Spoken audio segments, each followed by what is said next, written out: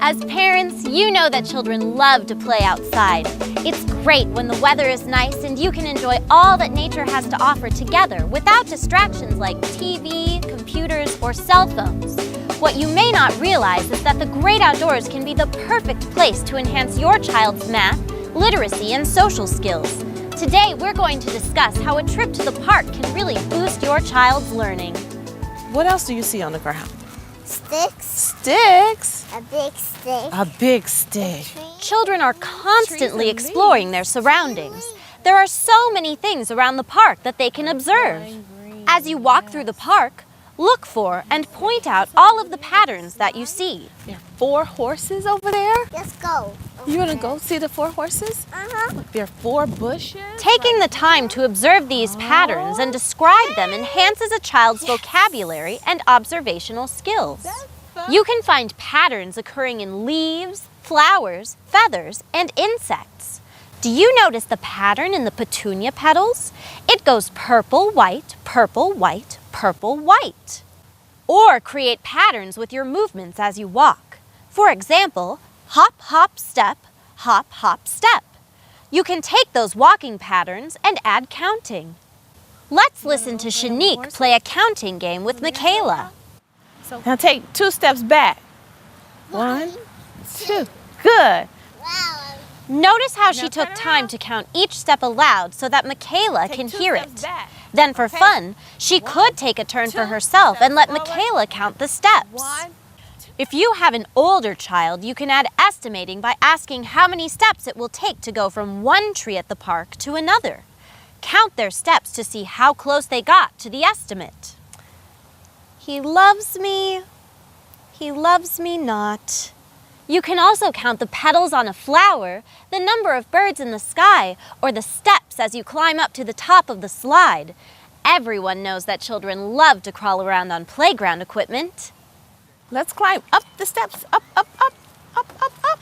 You're going to slide down. You're going down, down. You're up so high. Let's go down. Did you notice how Shanique used words like up, down, in, out, over, and under to help build Michaela's spatial awareness?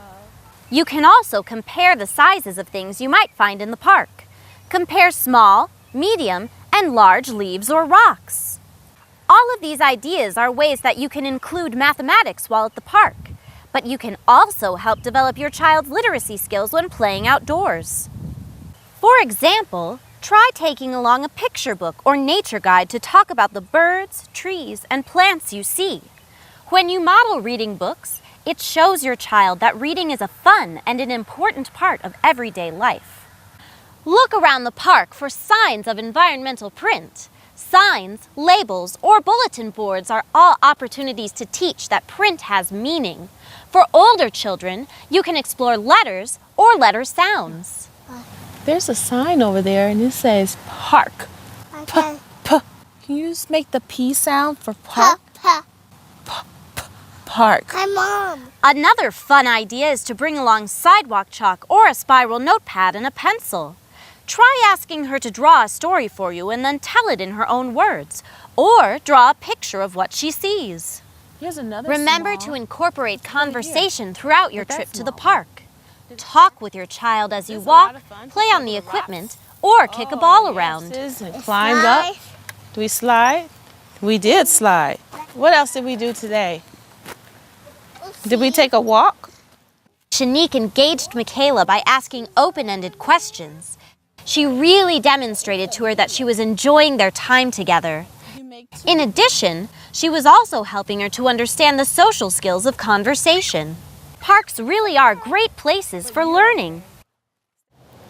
I think some of the learning benefits for being outdoors is one, understanding that things are connected.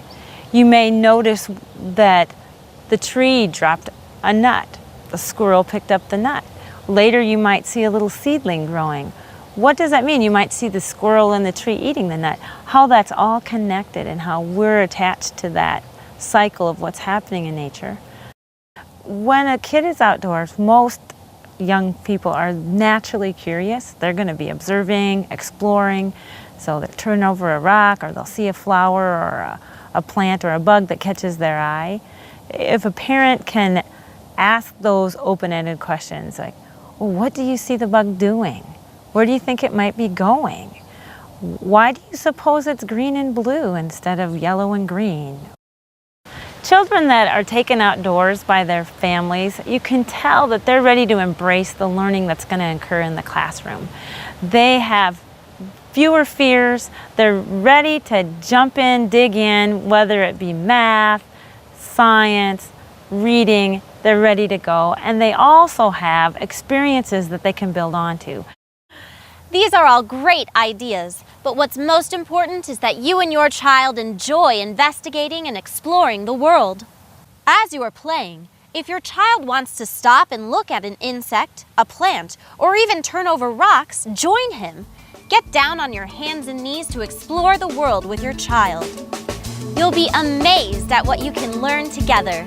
Check out this website for more ideas and educational resources as you head outdoors or on your next family adventure.